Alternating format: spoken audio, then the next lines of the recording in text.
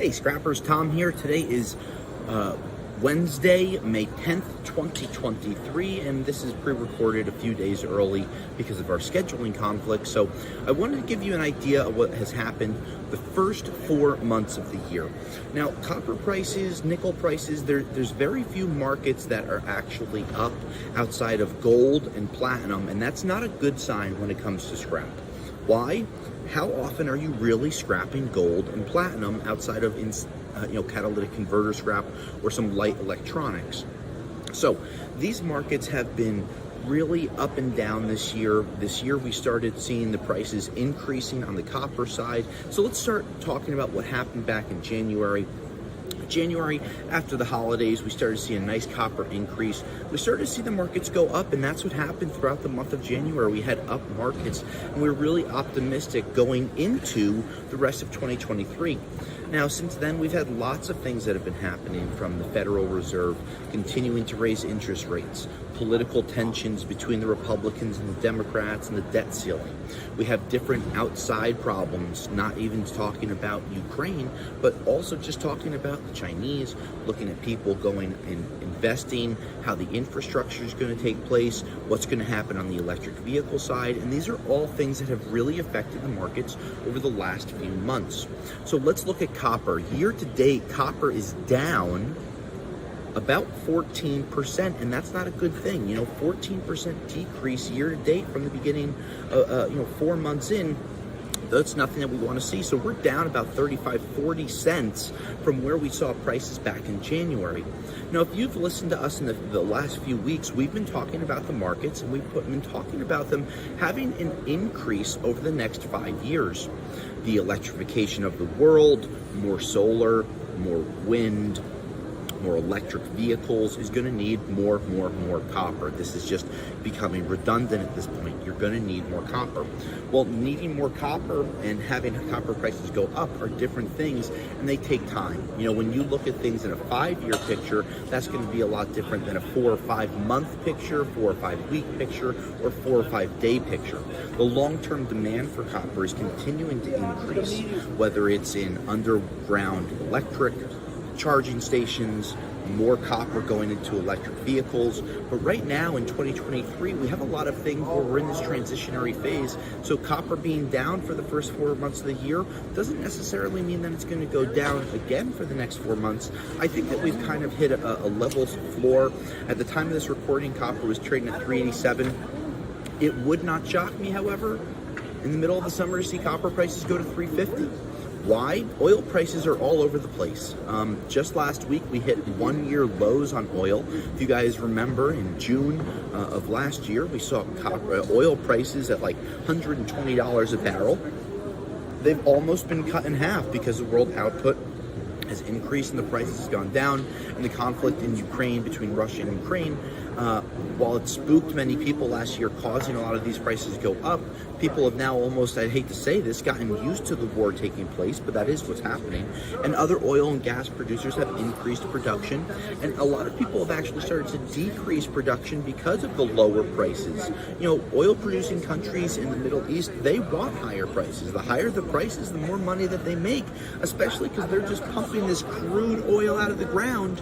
So higher prices on products that they essentially only are paying labor and time on, that makes them more money. So they're going to want those prices to go up.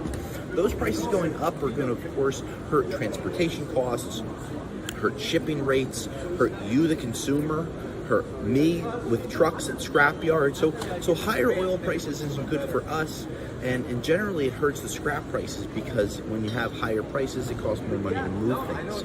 So that's just one market that we're talking about.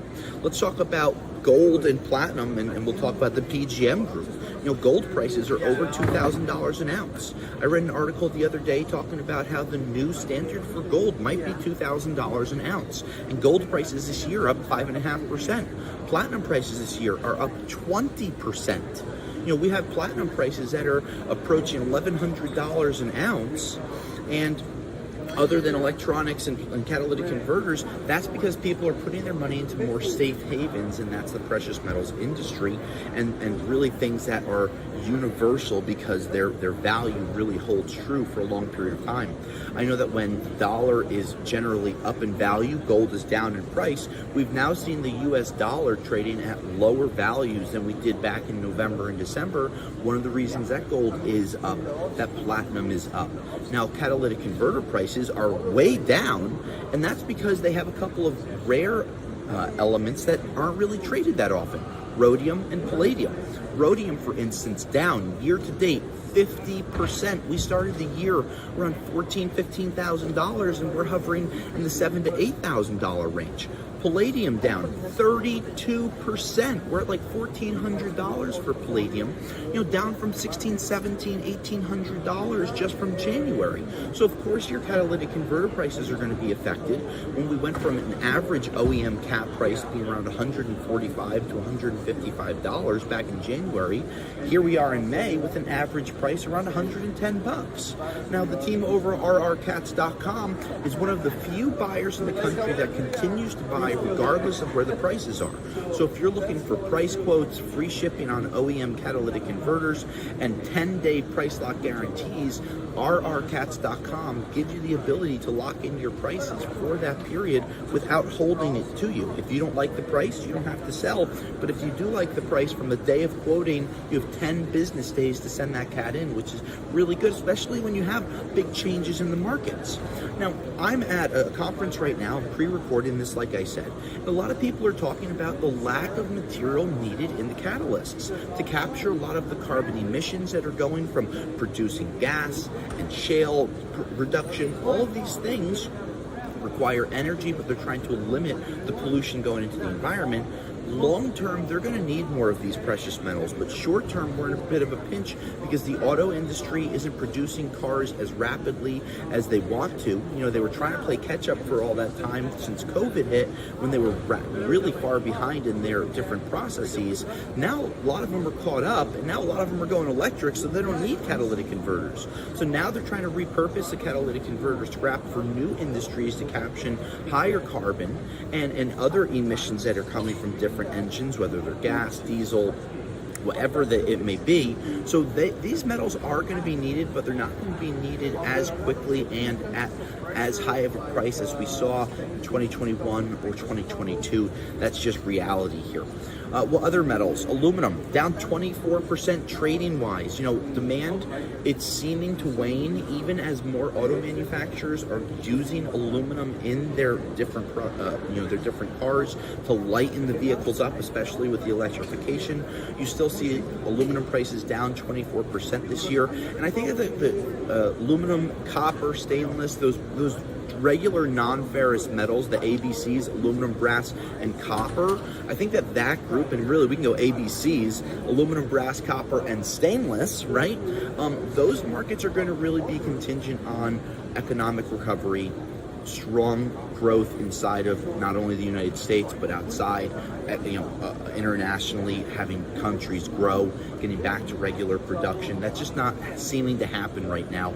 And I mentioned stainless steel. Nickel prices are down 29% this year. So stainless steel prices are down, and a lot of people are getting a lot more picky with the stainless scrap that they get in. So you're not going to see as high of prices on 304 stainless or 316 stainless anytime soon. Even some of the specialty alloys like Inconels and Monels, and I know that these are not things that you find, really ever in day-to-day scrapping if you're not buying things from specialty machine shops. But what we do see is the lack of demand is pushing the price down, and I know people that are holding hundreds, if not thousands of tons of stainless steel, hoping that these markets increase in the coming months, in the coming years, and they're willing to hold these things for a long period of time. So here we are, the first 4 months of the year have gone. We've seen oil prices go down, copper prices go down. We've seen aluminum, nickel, steel prices go down. Let's talk about steel. We've seen these markets crumble about $80 per ton since the beginning of 2023. That's a huge decrease, and that's about a decrease of 22%. Now, 22% decrease on steel prices really hurts because that's a lot of people's bread and butter. Yes, you can harvest non-ferrous from it, but you're not getting enough of it out of it to be able to offset some of your trucking and your gas and your labor costs. And a lot of people rely on those steel prices having averages of $175 on light iron. Where right now we're averaging, $130, $120, depending on areas of the country. We see some people out in the West Coast in New Mexico and Arizona, and their prices are like $50 a ton right now. So, a lot of people might want to complain about $135, which seems to be about the national average for light iron. Think about having something that's like 30% of that. So when they hit $100 a ton in January, they were kind of jumping for joy, and now you got $50 a ton. That's 2.5 cents a pound. That's really hard to justify picking some things up unless you have the ability to hold. And how many towns really want you piling steel up in your yards? So that's where the markets are. 2023 so far, relatively tame, not really exciting, not really, a lot of great things to talk about, but that's where the prices are. Where we see them going for the rest of the summer is really going to rely on things like the debt ceiling, the interest rates, economic recovery, and I know that 2024 seems to be a long way away, but with a presidential election looming and with who knows what's going on when it comes to economic decisions and different laws and tax rebates, we just don't know where things are going to be. So we're going to continue to hammer this, watch the news, give you more information. If you have any questions, let us know. And until next time.